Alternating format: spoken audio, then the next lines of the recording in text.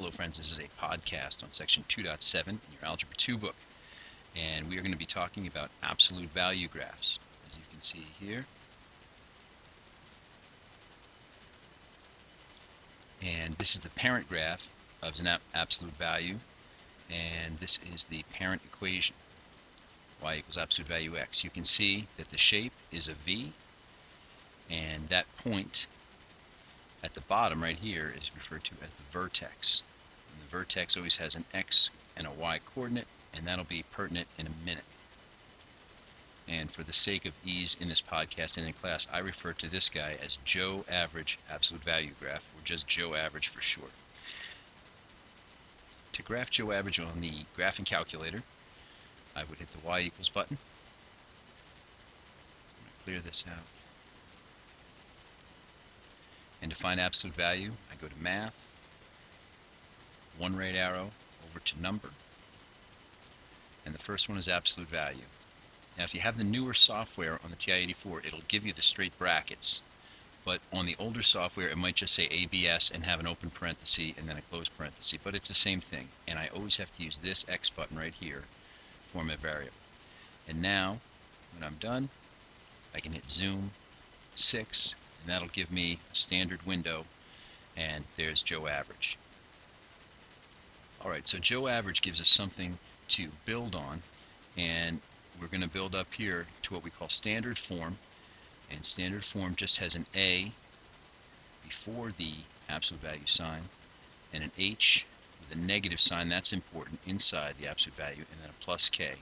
So what we're going to find is the A is going to alter the slope of our V, the H is going to move the vertex left and right, but in the opposite direction that you think because of the negative sign, and the K is going to change the y coordinate of the vertex, make it go up and down as you would think. So a plus number goes up and a negative number goes down.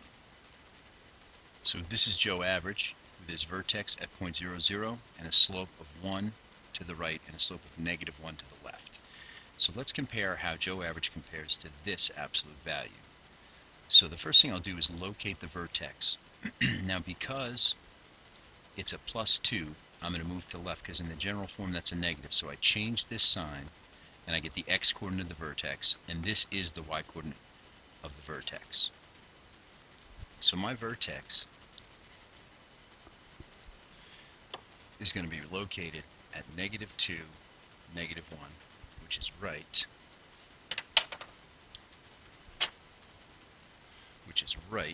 here.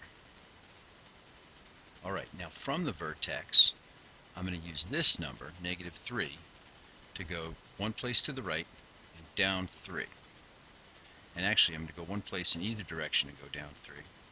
And so my new vertex, my new absolute value graph will look like this. So the four things I want to know are, does my new absolute value open up or down? And I get that from the sign of the A term. So is this plus or minus?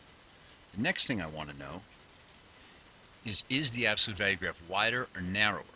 And I get this from the number that goes here, the A. If A is a number bigger than 1, now I'm disregarding the sign. Once I've decided if it's up or down, I'm not even looking at the sign anymore. If it's a number bigger than 1, then it's going to be narrower, and if it's a number between 0 and 1, in other words a fraction, then it's going to be wider.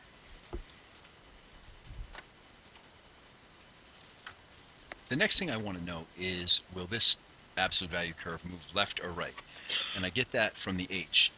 Now notice that the H is in this minus sign here, so if it's negative it's going to go right, and if it's positive it's going to go left. Okay, and the last bit of information I get from this standard form is my new absolute value graph going to be up or down? And I get that from the K in this standard form. So basically I have a V shape, and when I change these different elements, the A, H, and K in the equation, I'm going to get this absolute value graph to move left, right, up, and down.